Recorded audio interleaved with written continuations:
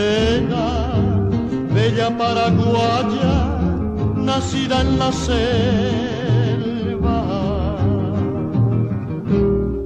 que llevas la sangre, costumbre y audacia del gran guaraní.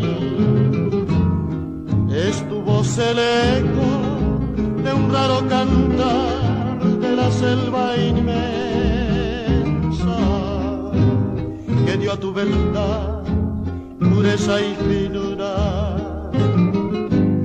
y el don de encantar.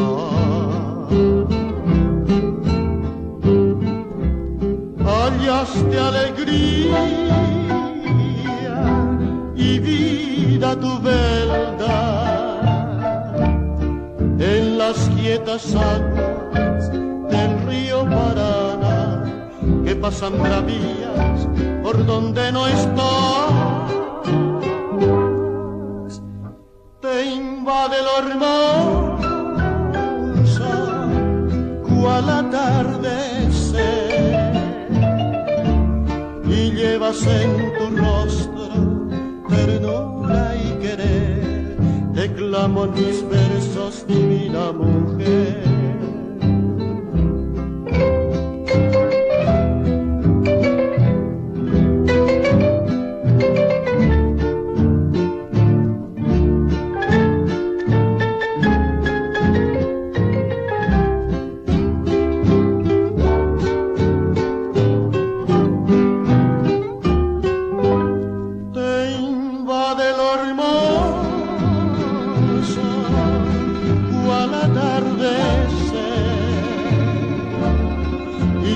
En tu rostro ternura y querer, te clamo en mis versos, divina mujer.